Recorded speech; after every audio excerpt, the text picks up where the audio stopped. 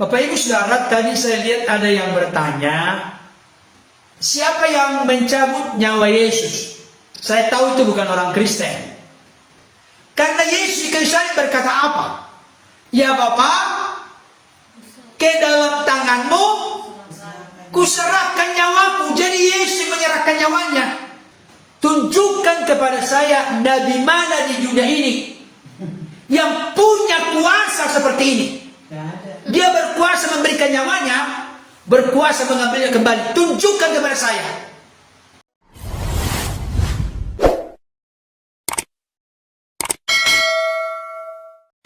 Bapak Ibu Saudara, tadi saya lihat ada yang bertanya, siapa yang mencabut nyawa Yesus? Ada yang bertanya demikian. Saya tahu itu bukan orang Kristen. Ada banyak titik kelemahan dari saudara-saudara kita berkeyakinan lain, membuat pertanyaan, tetapi belum selesai membaca Alkitab. Sebenarnya kalau dia selesai membaca Alkitab, tidak perlu muncul pertanyaan demikian. Jadi kalau membuat pertanyaan, kita bisa menilai kualitas pengetahuan orang itu tentang Alkitab. Itu jelas. Karena Yesus di kayu salib berkata apa? Ya Bapa, ke dalam tanganmu kuserahkan nyawaku. Jadi Yesus menyerahkan nyawanya. Gak ada yang mengambil. Itu simpel banget. Yesus menyerahkan nyawanya kepada Bapaknya. Bukan karena disalib, karena dipukuli, karena dicambuk, karena dipaku, dimakotai duri, ditusuk lambungnya makanya mati. Bukan karena kehabisan darah makanya mati, tidak. Tapi karena Yesus menyerahkan nyawanya kepada Bapaknya. Demi kematiannya terjadi penebusan bagi manusia berdosa. Coba nak sebelum selesai bacakan Yohanes 10 ayat 17 sampai 18.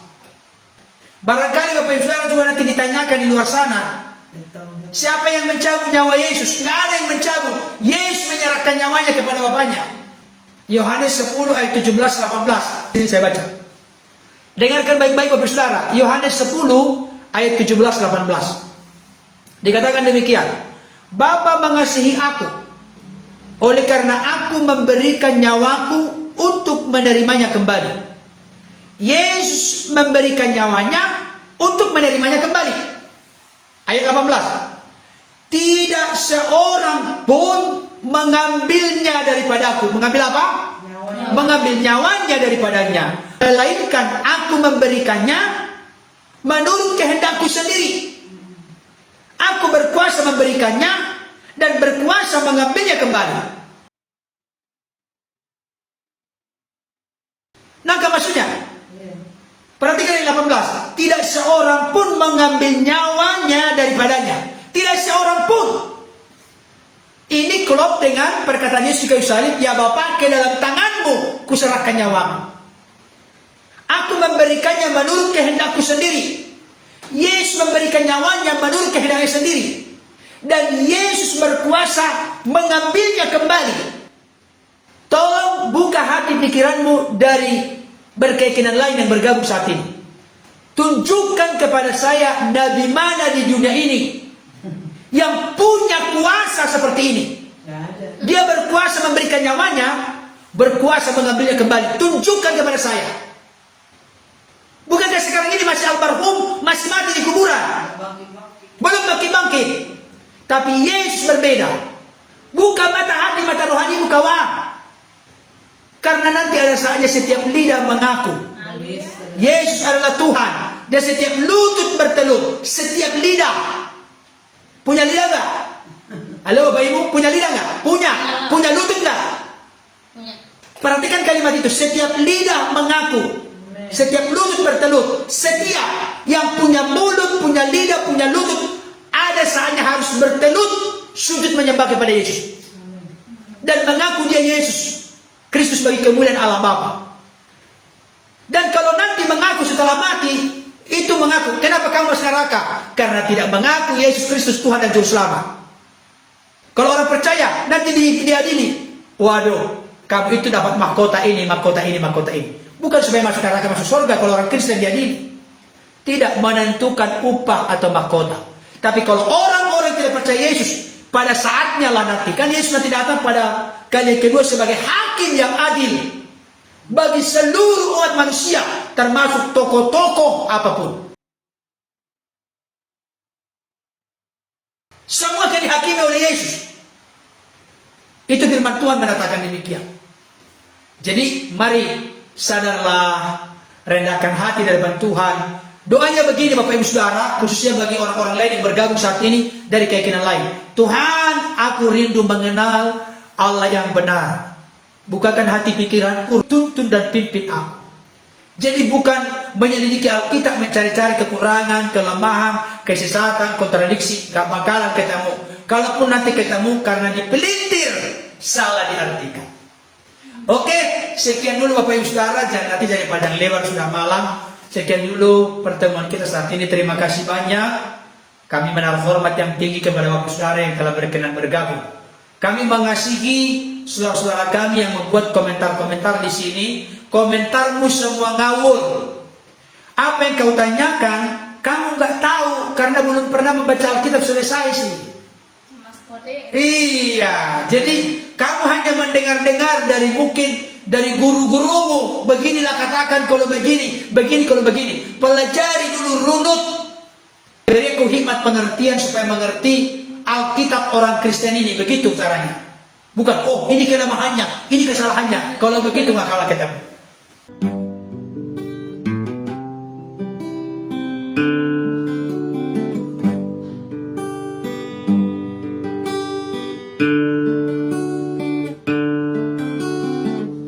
Telah kau nyatakan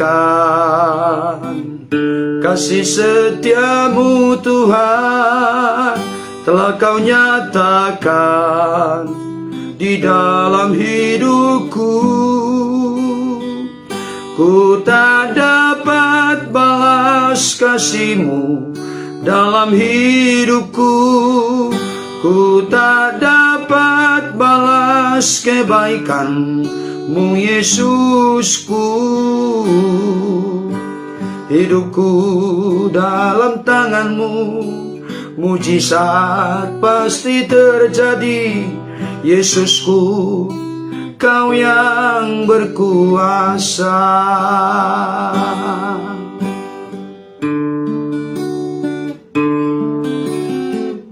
Telah Kau nyatakan kasih setiamu Tuhan, telah Kau nyatakan di dalam hidupku. Ku tak dapat balas kasih-Mu dalam hidupku. Ku tak dapat balas kebaikan-Mu Yesusku. Hidupku dalam tangan-Mu, mujizat pasti terjadi.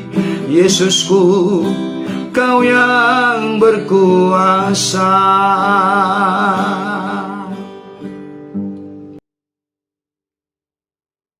Saudara dikasihi Tuhan, lagu ini mengingatkan bahwa mujizat Tuhan masih terjadi sampai sekarang. Kenapa?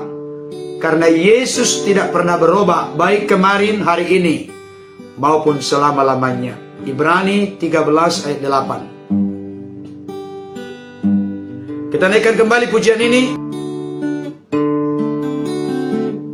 Telah Kau nyatakan kasih setiamu Tuhan, telah Kau nyatakan di dalam hidupku. Ku tak dapat balas kasih-Mu dalam hidupku. Ku tak dapat balas kebaikan-Mu Yesusku. Hidupku dalam tangan-Mu, mujizat pasti terjadi. Yesusku, Kau yang berkuasa. Mari kita naikkan sekali lagi. telah kau nyatakan. Kasih setiamu Tuhan telah kau nyatakan di dalam hidupku. Ku tak dapat balas kasih-Mu dalam hidupku. Ku tak dapat balas kebaikan-Mu Yesusku. Hidupku dalam tangan-Mu, mujizat pasti terjadi. Yesusku, Kau yang berkuasa. Ku tak dapat balas kasih-Mu dalam hidupku. Ku tak dapat balas kebaikan-Mu Yesusku. Hidupku dalam tangan-Mu, mujizat pasti terjadi. Yesusku, Kau yang berkuasa. Hidupku dalam tangan-Mu, mujizat pasti terjadi. Yesusku, Kau yang berkuasa.